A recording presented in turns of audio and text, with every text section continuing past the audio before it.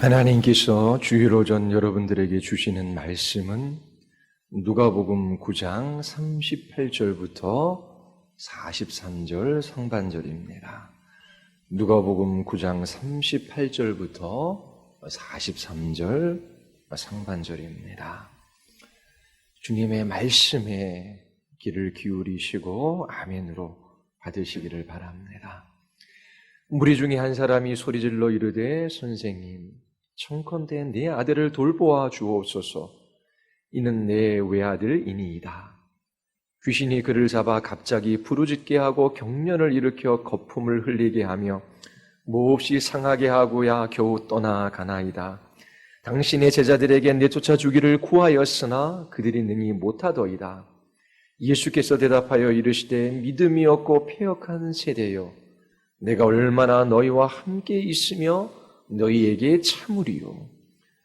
네 아들을 이리로 데리고 오라 하시니 올 때의 귀신이 그를 거꾸로 뜨리고 심한 경련을 일으키게 하는지라. 예수께서 더러운 귀신을 꾸짖으시고 아이를 낫게 하사 그 아버지에게 도로 주시니 사람들이 다 하나님의 위엄에 놀라니라. 아멘. 기도하시겠습니다. 거룩하고 자비로우신 하나님, 우리 모두 하나님의 말씀 앞에 섭니다. 주의 말씀으로 우리의 굳은 마음을 깨트려 주시고 저희들이 심령을 정결하게 하시며 오직 하나님의 말씀에 이끌리는 복된 그리스도인의 삶을 살아가게 하여 주시옵소서. 성령께서 우리의 예배 가운데 충만히 역사하여 주시기를 원하나이다. 각 가정에서 예배하는 모든 예배자들을 기억하여 주셔서 저희들이 주님을 만나 뵙는 복된 예배 되게 하여 주시옵소서. 예수 그리스도의 이름으로 기도드리옵나이다. 아멘. 그리스도인의 특징은 믿음입니다. 믿음으로 살아가는 사람들이지요. 믿음으로 산다라고 하는 말의 의미가 무엇입니까? 자신들의 삶의 근거를 하나님의 말씀에 두는 것입니다.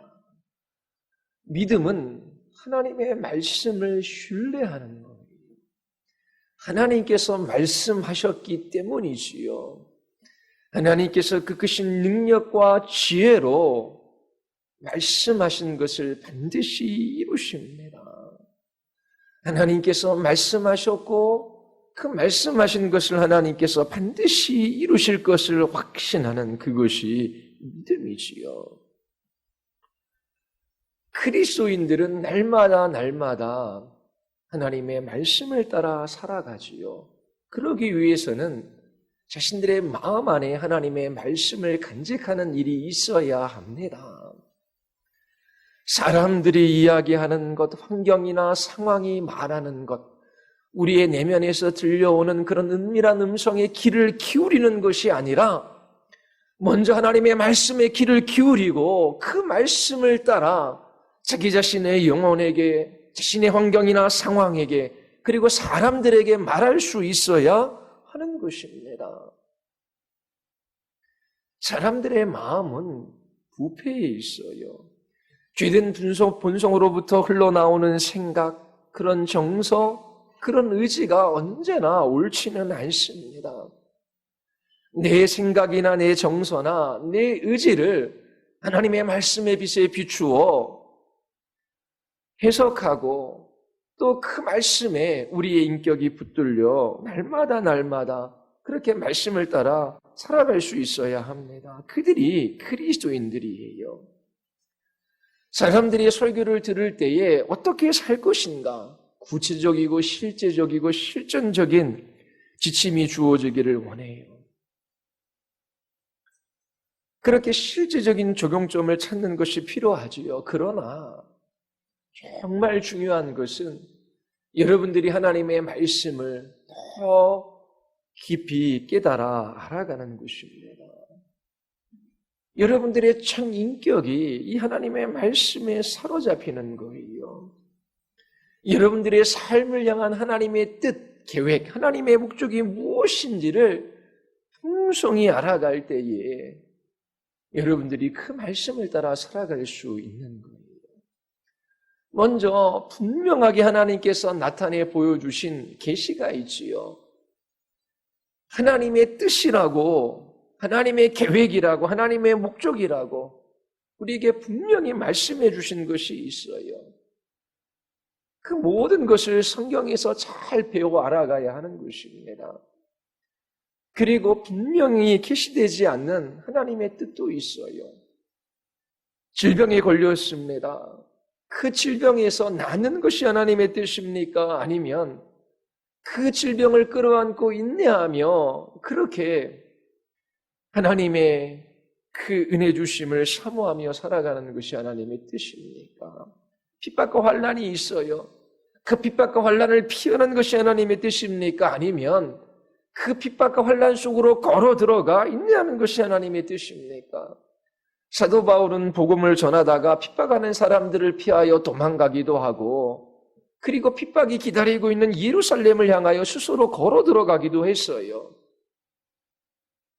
하나님의 계획, 하나님의 뜻, 하나님의 목적이 무엇인지 그 하나님의 말씀을 통하여 풍성히 알았기에 그가 어떻게 살아가야 하는지 분명히 깨닫고 그 말씀을 따라 살아갈 수 있었던 거예요.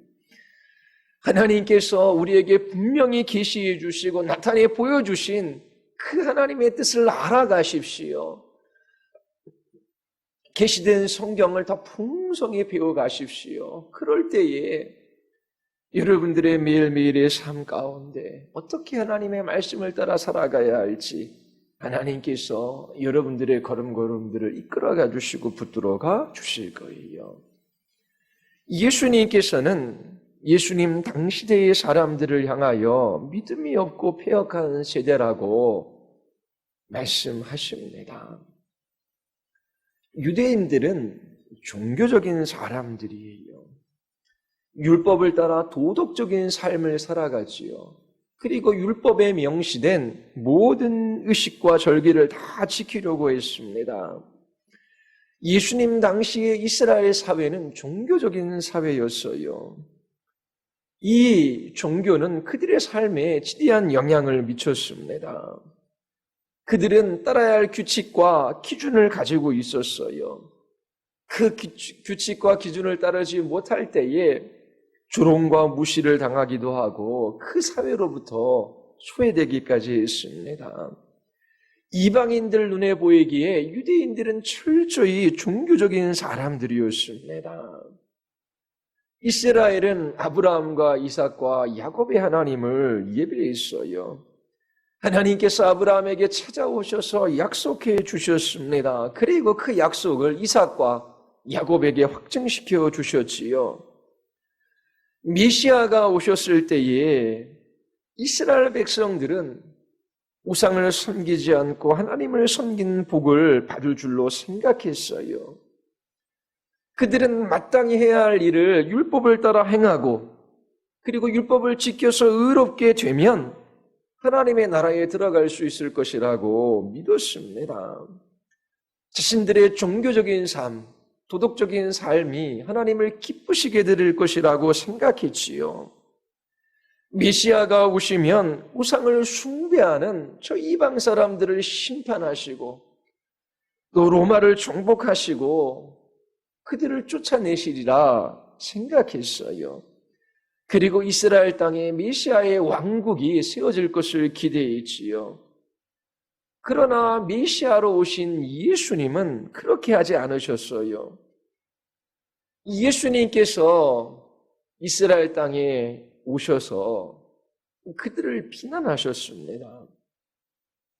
그들의 종교는 공허하고 쓸데없는 것이라고 말씀하셨어요. 스스로 의롭다 생각하는 그들을 역겨워하셨지요. 그들은 하나님 나라와 상관이 없다라고 말씀하셨어요. 종교적인 유대인들보다 세리와 창녀와 같은 세상으로부터 버림받은 사람들이 하나님 나라에 먼저 들어갈 것이라고 말씀하셨어요. 오히려 종교적인 유대인들은 영적으로 눈먼 사람들이며 죄와 정욕에 사로잡힌 사람들이며 죄의 무거운 짐을 짊어진 사람들이며 하나님의 심판을 받을 자라고 하셨어요. 그들은 이러한 예수님의 메시지를 싫어했지요. 그래서 예수님을 죽이려고 한 것입니다. 메시아가 오시면 자신들의 도덕적이고 종교적인 삶을 칭찬해 주실 것이라고 생각했는데 오히려 예수님은 종교적이고 도덕적인 유대인들을 고소하셨어요. 예수님은 그들을 향하여 자기의 의와 공허한 종교 생활에서 돌이킬 것을 말씀하셨습니다.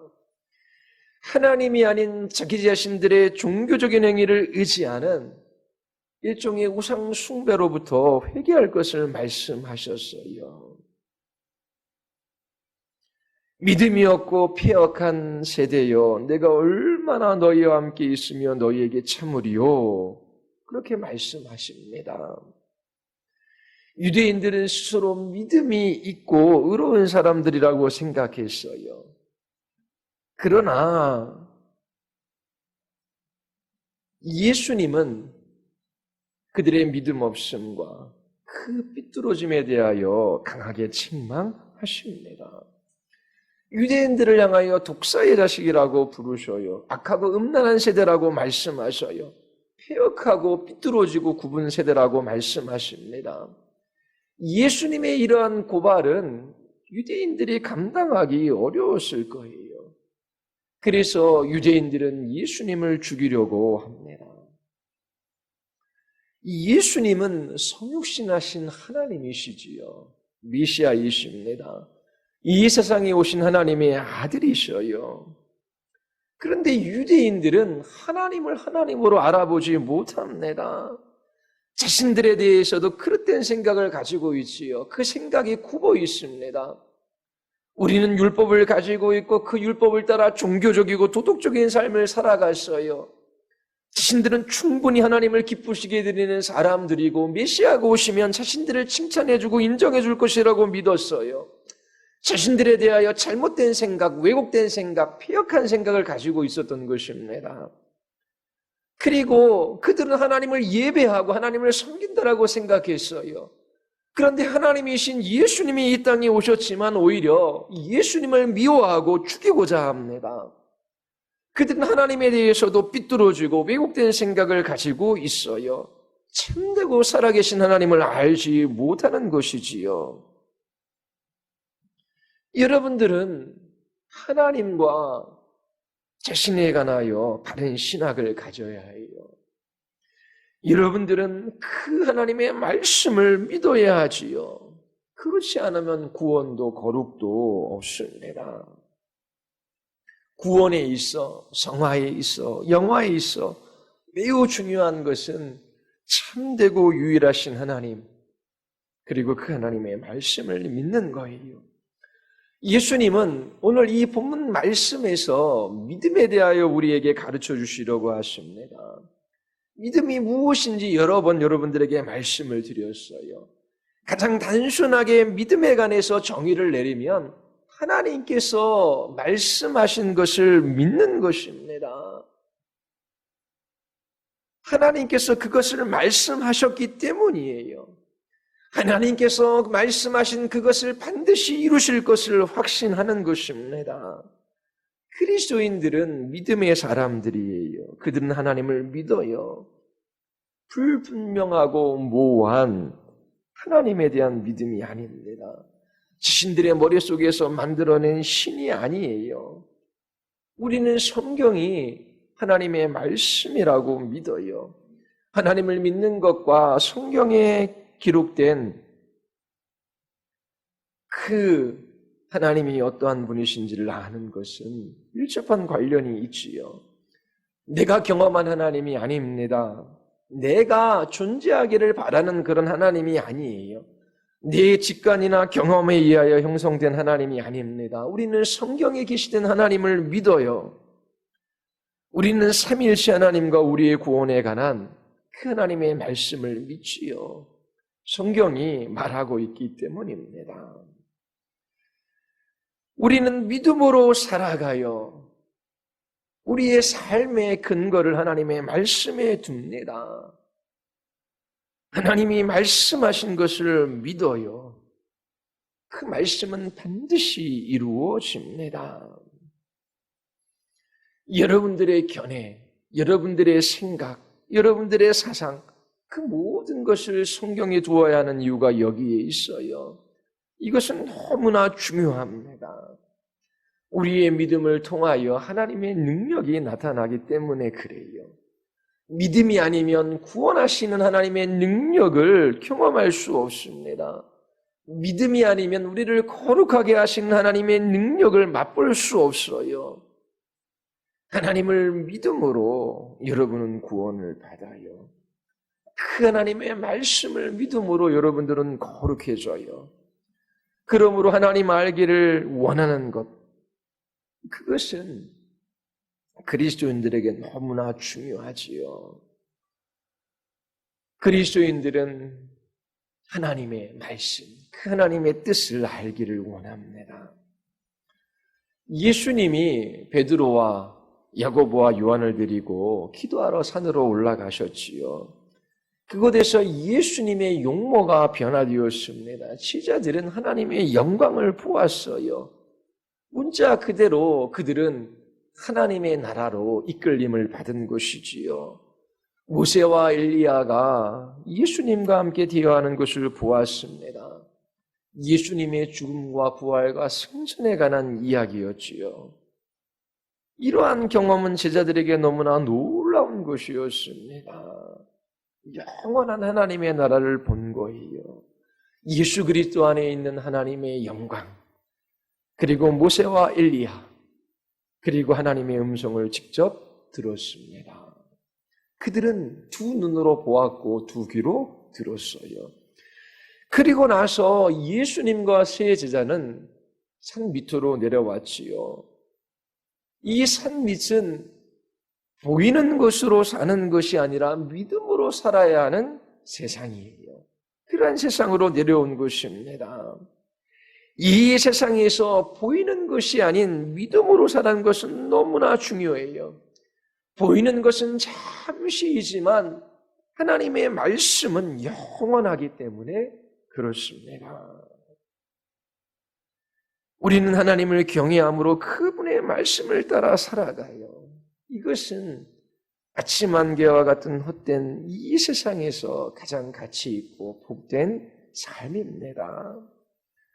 우리는 비록 지금 이 땅에 두 발을 딛고 살아가지만 하나님의 나라를 향하고 있어요. 이 땅의 보물을 쌓아두는 것이 아니라 하나님 나라의 보물을 쌓아두며 살아가지요. 하나님의 말씀을 듣고 믿고 순종하며 살아갑니다. 성경이 하나님의 나라가 있다라고 우리에게 가르쳐주기 때문이에요. 우리는 복음을 믿어요. 그리고 영원한 나라가 있다는 것을 믿습니다. 그리스도의 복음을 믿는 사람들에게 이 영원한 나라가 약속되어져 있어요. 성경이 이것을 말하고 있습니다. 이처럼 믿음은 하나님의 말씀을 있는 그대로 신뢰하는 거예요. 하나님께서 거짓말하시는 분이십니까? 아니에요. 하나님께서 모든 것을 알고 계시고 지혜에 있어 무한하시고 영원하시고 불변하신 분이에요. 그 무한한 지식과 지혜로 하나님께서 기뻐하시는 뜻을 채우시고 그 뜻대로 모든 일을 행하셔요. 하나님이 행하시는 일은 언제나 옳고 정당하며 반드시 이루어집니다. 주님은 제자들에게 믿음을 가르쳐 주시기를 원해요. 제자들은 예수님이 말씀하신 것을 믿어야만 했어요. 그러나 그들은 실패했지요. 한 아버지가 제자들에게 귀신 들린 아이를 데리고 옵니다. 귀신을 쫓아주기를 구했지만 제자들은 하지 못했어요. 왜 제자들이 귀신을 쫓아내지 못했습니까? 마태복음 17장 19절 20절이 답을 줘요. 제자들이 예수님께 나와 묻습니다. 왜 우리는 귀신을 내어 쫓지 못했습니까? 예수님께서 답해 주시지요. 너희 믿음이 적기 때문이다. 너희들이 믿지 않았기 때문이다. 누가복음 9장 1절에 보면 예수님께서 제자들에게 모든 귀신을 치유할 수 있는 능력과 권위를 주셔요. 모든 귀신입니다. 그러나 그들은 이러한 예수님의 말씀에 자신들의 믿음을 두지 않았어요. 제자들이 이전에 우리가 귀신을 내어 쫓아냈으니까 지금 이 귀신 들린 아이도 고쳐줄 수 있을 것이라고 믿었어요. 예수 그리스도와 그분의 능력을 믿은 것이 아니라 자신들의 경험을 믿은 것이지요. 주님과 주님의 말씀에 근거하여 귀신을 내어 쫓아야 됐는데 그렇게 하지 못했어요. 자기 주머니에 돈이 있는 것처럼 언제나 그 능력을 자기 자신이 사용할 수 있을 것이라고 생각한 것이지요. 자신들이 가지고 있는 정신적인 재산 정도로 생각했던 것입니다. 예수님께서 41절에서 믿음이 없고 폐역한 세대라고 말씀하셔요. 분노하시며 내가 언제까지 너희와 함께 있어야 하며 너희를 참아주어야 하겠느냐 말씀하셨지요. 그리고 내 아들을 이리로 데리고 오라 말씀하십니다. 예수님께서 더러운 귀신을 꾸짖으시고 내어 쫓으셔요. 아이를 낫게 하셔서 그 아버지에게 돌려주셨지요. 제자들에게 믿음이 있었더라면 그들이 할 수 있었던 일이었습니다. 그러나 제자들은 자신들에게 주신 그 주님의 말씀을 신뢰하지 못했어요. 믿음은 어떤 일들을 일으키는 능력이나 정신적인 재산이 아닙니다. 믿음은 하나님의 말씀을 신뢰하는 거예요. 하나님께서 약속하신 것을 반드시 이루실 것을 믿는 것입니다. 하나님이 약속하지 않은 일이 일어날 것이라고 믿는 것은 성경에서 말하는 믿음이 아니에요. 아이가 예수님께 오는 도중에 거꾸로 쥐고 경련을 일으켜요. 귀신이 그 아이를 거꾸로 들이고 경련을 일으켰기 때문이지요. 대부분의 귀신들은 예수님을 보면 두려워 떱니다. 그런데 예수님 앞에서 그 아이를 거꾸로 들이고 경련을 일으키며 자기 자신의 힘을 내보여요. 예수님을 대적하는 것이지요. 마태복음 9장 21절에 보면 예수님께서 그 아이 아버지에게 언제부터 이렇게 되었느냐라고 물으십니다. 그가 대답합니다. 어릴 때부터 귀신이 아이를 죽이려고 불과 물에 자주 던졌습니다. 그러나 무엇을 하실 수 있거든 우리를 불쌍히 여기사 도와주옵소서. 무엇을 하실 수 있거든 이라고 말합니다. 이게 무슨 말입니까? 선생님, 제가 제 아이를 제자들에게 데리고 와 귀신을 좀 내어 쫓아달라고 간청했습니다. 그러나 제자들은 하지 못했습니다. 선생님은 하실 수 있으십니까? 그렇게 말하는 거예요. 예수님께서 그에게 말씀하십니다. 할 수 있거든이 무슨 말이냐? 믿는 자에게는 능치 못할 일이 없느니라. 즉시 그 아이는 큰 소리로 그 아이 아버지는 큰 소리로 외쳐 말해요. 내가 믿나이다. 나의 믿음 없는 것을 도와주소서. 정직한 고백입니다. 내가 믿습니다. 저의 믿음이 부족합니다. 저에게 믿음을 주시옵소서. 이 아버지에게는 사도들에게 약속된 그 약속의 말씀이 주어진 적이 없습니다.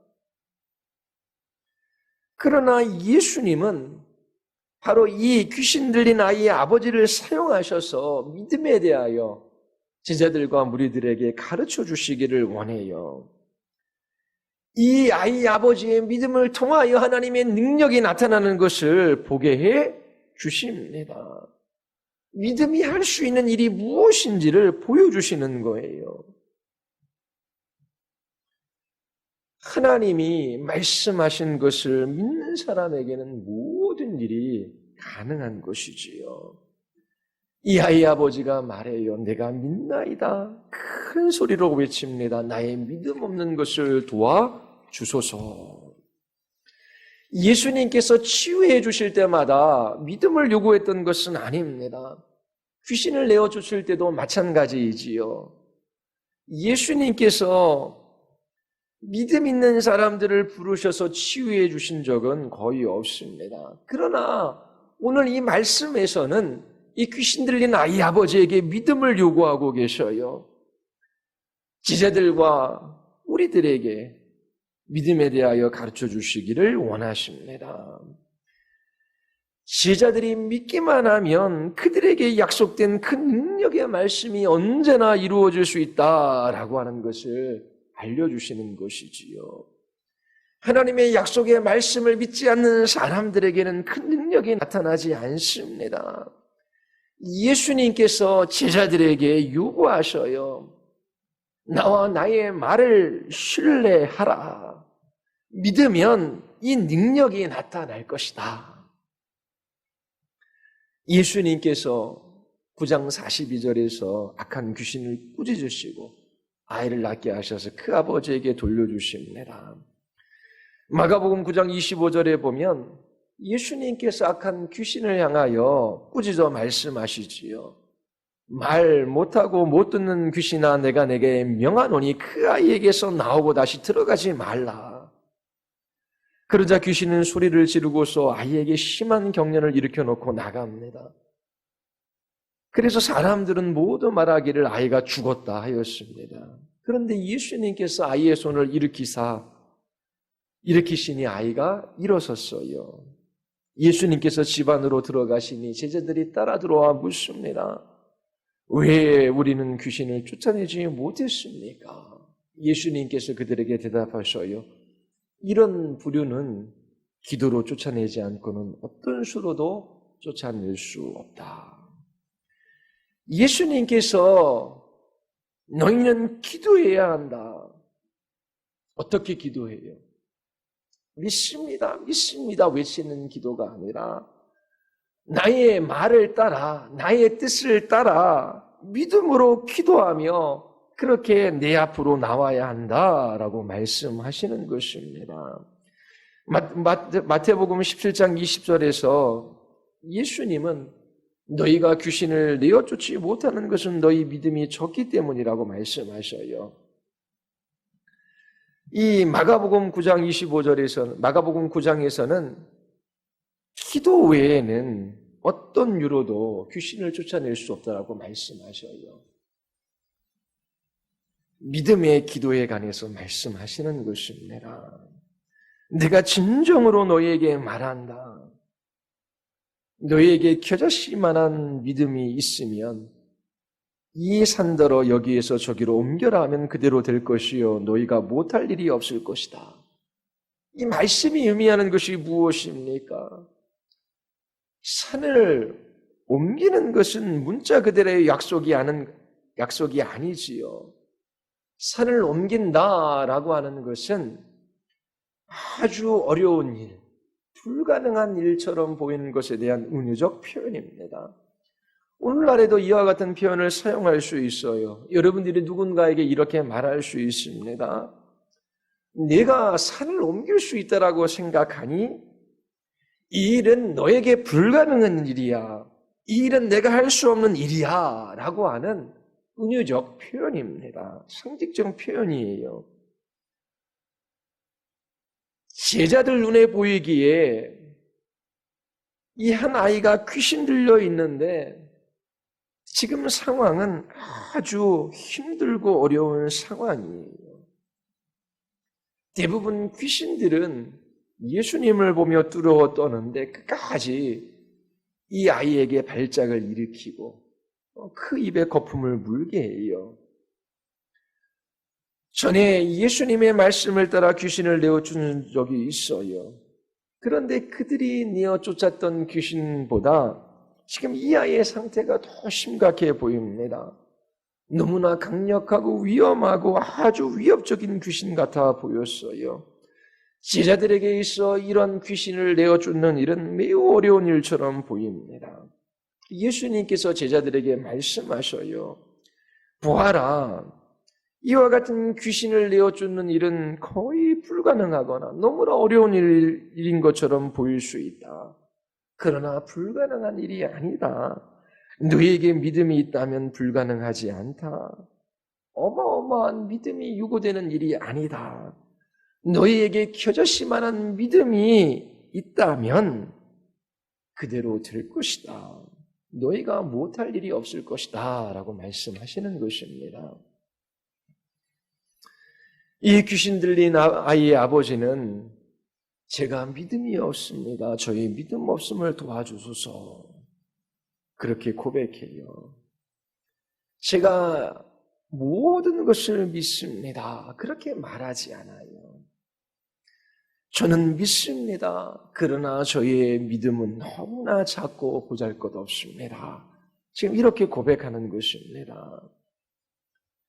만약 하나님께서 그것이 그분의 뜻이라고 나타내 보이셨다면, 아주 적은 믿음이라도 갖고 있다면 그 어떤 것도 불가능하지 않습니다.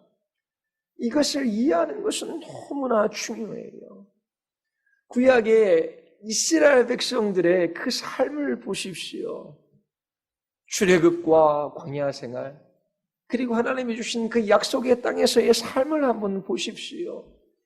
하나님께서 가나안 땅을 약속해 주셨어요. 자신들이 가지고 있는 군사력, 자신들의 능력으로는 그 땅을 취할 수 없습니다. 그러나 하나님께서 약속해 주셨어요. 하나님의 말씀에 대한 겨자씨만한 믿음이 있다면 불가능한 것처럼 보이는 그 일이 반드시 일어납니다. 이것을 아는 것이 중요했어요. 어떻게 여리고성을 무너뜨립니까? 사사기의 말씀을 읽고 있지요. 그렇게 몇 장씩 읽어가면 1년에 일독을 할 거예요. 사사기 4장에 보면 하나님께서 그렇게 20년 동안이나 고통스러워하는 이스라엘 백성들에게 드보라라고 하는 여선지자를 보내어 주셔요. 그 드보라가 바락을 불러 여호와의 명령을 전합니다. 납달리 자손과 스불론 자손 10,000명을 거느리고 다볼산으로 가라. 여선지자예요. 남성 중심 사회에서 여자가 지도자가 된 것입니다. 그리고 10,000명을 데리고 다볼산으로 가래요. 그런데 이런 명령만 주어진 것이 아니라 약속의 말씀도 주님께서 주셔요. 그를 내 손에 넘겨주리라. 자, 야빈의 군대 장관 시스라는 철병거를 가지고 있어요. 탱크 앞에 소총으로 맞서는 것입니다. 창으로 맞서는 거예요. 철병거를 거느린 그 시스라와 전쟁을 치러야 돼요. 군사력에 비하면 보잘것없어요. 싸움에서 승리는 불가능한 일처럼 보입니다. 그런데 드보라를 통하여 여호와께서 바락에게 말씀하셔요. 10,000명을 거느리고 다볼산으로 가라. 그리고 네 손에 넘겨주리라. 자, 그러면 둘 중에 결정을 해야 돼요. 하나님이 주신 약속의 말씀을 붙들고 철병거를 거느린 시스라와 싸울 것이냐, 아니면 두려움 가운데 주저앉을 것이냐, 어떻게 해야 할지 결정해야 하는 것입니다. 드보라를 통해 하나님께서 약속의 말씀을 주셨어요. 불가능한 싸움, 무모한 싸움, 질 수밖에 없는 싸움입니다. 20년 동안 한 번도 용기가 나지 않았어요. 철병거 때문입니다. 이처럼 구약을 계속해서 읽어보면 하나님이 누구이신지를 알려주시고 이스라엘 백성들에게 말씀해 주셔요. 그리고 그 말씀을 끝까지 믿으라고 그렇게 선지자를 통하여 하나님께서 하나님의 말씀을 들려주셔요. 대개 사람들은 믿음에 대하여 잘못된 생각을 가지고 있지요. 계속해서 말씀드리는 것입니다. 믿음은 어떤 일들을 일으킬 수 있는 개인적인 능력이 아니에요. 믿음은 하나님을 자기 자신의 뜻대로 움직일 수 있는 힘이 아닙니다. 예전에 만민중앙교회 그 이단교회 이재롱 목사에 관련된 이야기들이 많이 나왔죠. 뭐 기적이 일어난다, 뭐 안진뱅이가 일어난다, 병자가 치유함을 받는다. 그런데 치유보지 못하는 사람들이 있었어요. 그들을 향하여 뭐라고 말합니까? 너희들이 믿음이 없기 때문이다라고 말해요. 그들이 생각하는 믿음이 뭐예요? 어떤 일을 일으킬 수 있는 능력, 자신이 원하는 대로 하나님을 움직일 수 있는 힘 정도로 믿음을 이해하고 있는 것이지요. 결코 성경에서 말하는 믿음이 아닙니다. 믿음은 하나님의 말씀을 신뢰하는 거예요. 하나님께서 말씀하셨기 때문입니다. 하나님께서 그 크신 능력과 지혜로 그 말씀하신 것을 반드시 이루어질 것을 믿어요. 그리고 그 말씀을 따라 기도하는 것입니다. 왜 기도합니까? 하나님께서 말씀하신 것이고 뜻하신 것이면 하나님께서 이루어 가실 텐데 내 기도가 무슨 소용이 있냐라고 묻는 사람이 있어요. 맞습니다. 여러분들이 기도하지 않아도 하나님께서 말씀하신 것을 반드시 이루어요.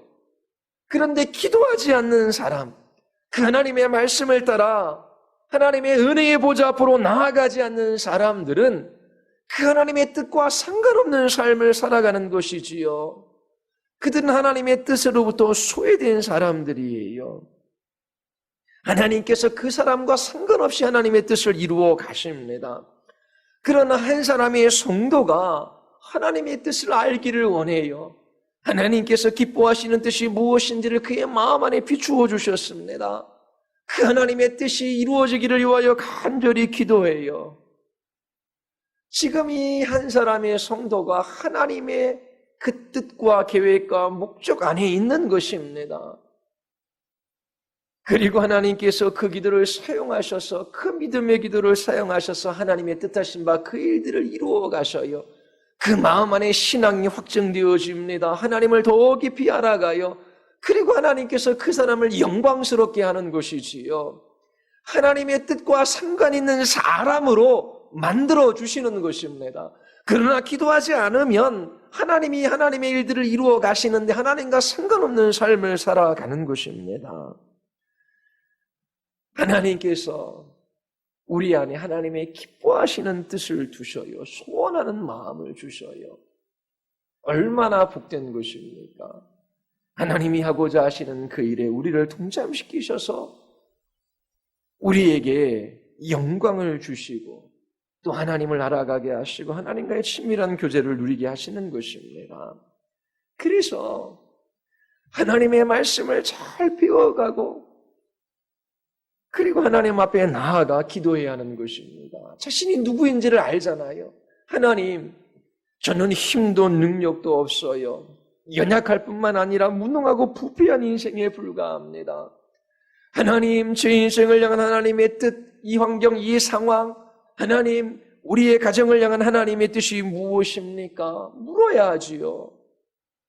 기도 가운데 하나님의 뜻이 무엇인지를 찾아야 합니다. 그리고 하나님께서 그 뜻을 깨달아 알게 하셨을 때에 그 뜻이 이루어지기를 위하여 간절히 기도합니다. 그리고 하나님께서 뜻하신 것이기 때문에 반드시 이루실 것을 확신해요. 이것이 믿음의 기도입니다. 하나님께서 약속도 하신 적이 없는데 아무리 산의 꼭대기로 올라가서 이 일이 이루어질 줄을 믿습니다, 믿습니다 외치는 것이 믿음의 기도가 아니에요. 사도들이 해야 할 일은 예수님과 예수님께서 그들에게 주신 말씀을 믿는 것입니다. 그리고 주님의 능력이 나타나기를 기도하는 것이지요. 예수님께서 제자들에게 말씀하셨어요. 약속은 주어졌습니다. 하나님의 뜻은 분명히 계시되어졌어요. 그들이 해야 할 일은 오직 믿는 것입니다. 그들에게 필요한 것은 그 주님의 약속의 말씀을 믿고 기도하는 거예요. 오늘 이 본문은 귀신을 내어쫓는 방법에 관한 가르침이 아닙니다. 치유에 대한 가르침도 아니에요. 산을 옮기는 방법에 대한 가르침도 아니지요. 믿음에 관한 본문입니다. 하나님께서 어떤 일을 하시겠다라고 말씀하셔요. 여러분들이 믿는다면 하나님께서 그 말씀을 이루어 가시는 것을 볼 수 있습니다. 그 능력이 여러분들을 통해서 나타나게 되는 것이지요. 하나님의 약속에 대한 믿음이 없어요. 그리고 하나님에 대한 생각이 잘못되어져 있습니다. 두 마음을 품고 있는 사람이지요. 찾고 구하고 두드리라. 이 세상의 악한 부모도 자식에게 좋은 것을 줄 줄 알거든 하물며 하늘에 계신 아버지께서 너희에게 좋은 것을 주시지 않겠느냐. 그런데 얼마나 많은 사람들이 이 약속의 말씀을 붙들고 기도합니까? 왜 기도하지 못합니까? 약속의 말씀을 의심하기 때문입니다. 하나님에 대한 생각이 왜곡되어져 있기 때문이지요. 그들은 하나님을 믿는다라고 하지만 두 마음을 품는 사람과 같아요. 오직 믿음으로 구하고 죽음도 의심하지 말라. 의심하는 자는 마치 바람에 밀려 요동하는 바다 물결 같으니 이런 사람은 무엇이든지 죽게 얻기를 생각하지 말라. 두 마음을 품어 모든 일에 정엄이 없는 자로다. 우리는 이 세상에서 별 볼 일 없는 사람들이에요. 더 나아가 악하고 죄 많은 사람일 수 있어요. 불경건하고 죄에서 허우적거리는 사람일 수 있습니다. 그러나 하나님께서 약속해 주셨어요. 누구든지 내게 나와 회개하고 구원받기를 원한다면 하나님께서 구원해 주실 것이다. 이 약속의 말씀을 믿으십니까? 하나님께서 여러분들을 구원해 주실 것이라고 하는 믿음이 없다면 그분에게 나아갈 수 없고 여러분들은 구원받을 수 없어요. 그러나 하나님의 약속의 말씀을 믿고 나아간다면 하나님께서 반드시 여러분들을 구원해 주셔요. 하나님께서 약속해 주셨기 때문입니다. 하나님께서 이 세상을 사랑하사 독생자를 주셨어요. 누구든지 믿는 자는 멸망치 않고 구원을 얻을 것이라고 약속해 주셨어요. 우리는 이 하나님의 말씀을 믿음으로 구원을 받아요. 그리고 구원받을 때에 성경이 우리에게 약속하는 것, 그것은 우리의 것입니다. 우리는 연약하고 무능하고 부패해요. 하나님의 도움이 절실히 필요해요. 그래서 날마다 은혜의 보좌로 나아가 기도하는 것입니다. 이 약속의 말씀을 붙들고 믿음으로 기도하면 하나님께서 여러분들의 물질적이고 영적인 모든 필요를 채워주십니다. 앞이 내다보이지 않는 어둠 속에서 한 줄기 소망의 빛이 필요하십니까? 눈물로 침상을 적실 수밖에 없는 그 상황 가운데 하나님이 주시는 기쁨과 평강이 필요하십니까? 괴로움과 미움이 마음속에 가득 차는 가운데 사랑이 필요합니까? 고난과 고통 중 위로가 필요합니까? 약할 때 강함이 필요합니까? 어리석고 무지한 가운데 하나님이 주신 지혜가 필요합니까? 낙심 가운데 도움이 필요합니까? 날마다 지는 삶 가운데 승리가 필요합니까? 이 모든 것이 약속되어져 있습니다. 여러분이 함께 무거운 짐을 짊어질 누군가가 필요합니까? 모든 죄를 용서받기를 원하십니까? 이 모든 것은 하나님께서 여러분들에게 약속하신 거예요. 주님의 말씀을 붙들고 믿음으로 구하십시오. 하나님께서 약속하신 것을 주십니다. 정말 힘들고 어려운 상황 속에서도 믿음을 잃지 않는 사람들이 있어요. 바로 믿음이 무엇인지를 알고 있기 때문입니다. 예기치 않는 사고나 질병으로 인하여 평생 장애를 가지고 살아가는 사람들이 있어요. 불치병으로 인하여 남편이나 아내, 가족을 먼저 떠나보내야 하는 사람들도 있습니다. 그리고 재정적으로 파탄에 이르는 사람, 먹고 살 길이 막막한 사람들도 있어요. 내일 무슨 일이 일어날지 우리는 알지 못해요. 그래서 내일을 염려하고 두려워하며 살아가는 사람들이 많이 있습니다. 악하고 힘들고 어려운 상황 속에서 그들의 마음은 깨트려지고 부서져 있어요. 외로움에 홀로 눈물 짓는 사람도 있지요. 그러나 하나님께서 말씀하셔요.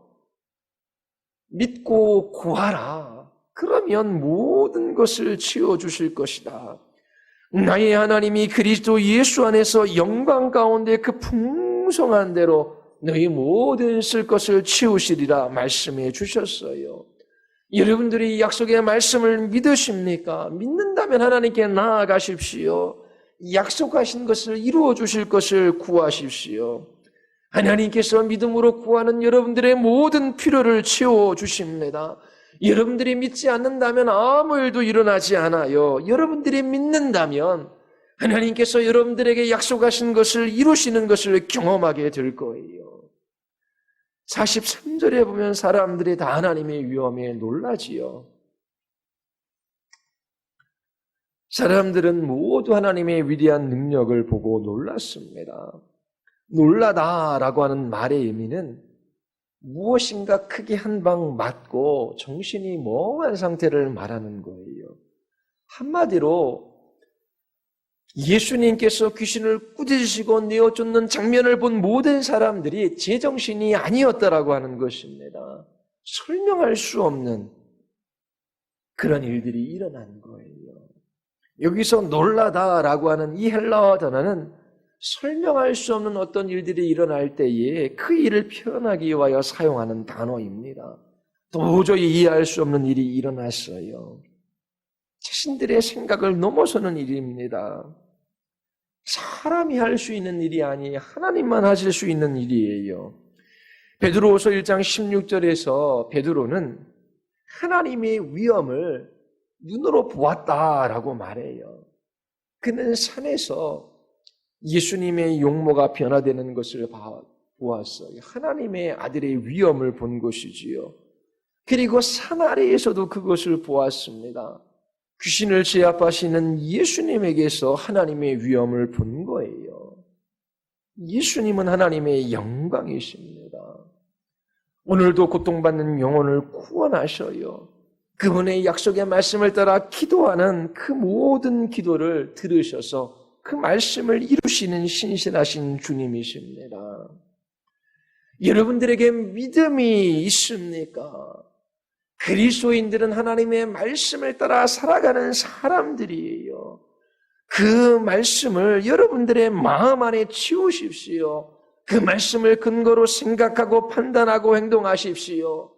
여러분들의 죄된 본성에서 들려오는 음성의 귀를 기울이지 마십시오. 사람들이나 환경이나 상황이 가져다주는 음성의 귀를 기울이는 것이 아니라 하나님의 말씀을 듣고 그 말씀을 가지고 여러분들 자신과 여러분들의 상황과 환경에 대하여 말할 수 있어야 합니다. 하나님께서 나와 같은 죄인을 구원해 주셨다. 그리고 나를 구원해 주신 하나님께서 이 모든 것을 약속해 주셨다. 내 영혼아 어찌하여 낙심하고 왜 불안하고 염려하느냐. 하나님께서 나타나셔서 나를 도우시리라. 우리의 모든 필요를 부유하신 하나님께서 치워주실 것을 약속해 주셨다. 그러면서 기도의 자리에서 그 하나님의 뜻하신 바, 그 약속의 말씀을 붙들고 믿음으로 나아가는 것입니다. 그런 하나님의 백성들이 하나님의 능력을 경험해요. 도저히 감당할 수 없는 상황 속에서 믿음을 지키고 도저히 기뻐할 수 없는 상황 속에서 하나님 주신 이대로 말미암아 평강을 누리며 하나님을 찬양할 수 있게 됩니다. 여러분 모두 이 세상이나 아니면 여러분들에게 있는 그 무엇을 따라 살아가는 것이 아니라 하나님과 하나님의 약속의 말씀을 따라 복된 그리스도인의 삶을 살아갈 수 있게 되기를 바라요. 주님의 말씀이 우리의 발의 등이요 우리의 인생의 빛입니다. 우리에게 그 빛을 비추어 주셔서 하나님의 나라로 이끌어 가셔요. 얼마나 복된 삶입니까? 그런데 왜 하나님의 말씀을 가까이 하지 않습니까? 왜 두 마음을 품습니까? 거기에 무슨 복이 있습니까? 아침 안개와 같고 허망한 인생에 불과해요. 오직 하나님을 경외함으로 그분의 말씀을 따라 살아가는 그 인생만이 복됩니다. 하나님의 말씀은 영원합니다. 기도하시겠습니다. 우리 시간 기도할 때에 하나님 오래도록 교회에 다니며 종교적인 생활은 하지만 정말 하나님의 말씀을 신뢰함으로 그 말씀을 따라 기도하고 그 말씀을 이루신 하나님을 그 기도의 자리에서 찬양하며 그 하나님의 크신 능력을 경험하는 사람들은 별로 없습니다. 하나님 종교적인 삶, 도덕적인 삶을 살아감으로 하나님께 복을 받을 줄 아는 유대인들처럼 되지 말게 하시고 하나님 저희들이 약속의 말씀을 붙들고 그 뜻이 이루어지기를 기도하며 살아가는 믿음의 사람들로 나타나게 하여 주시옵소서. 참으로 하나님, 우리를 통해서 역사하시는 하나님의 그 놀라운 일들을 보게 하여 주시옵소서.